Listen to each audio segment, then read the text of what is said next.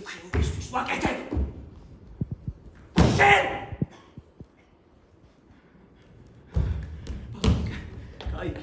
გაიგე რომ შენ განვითარების უდაბლეს საფეხურზე მყოფი არსება ხარ.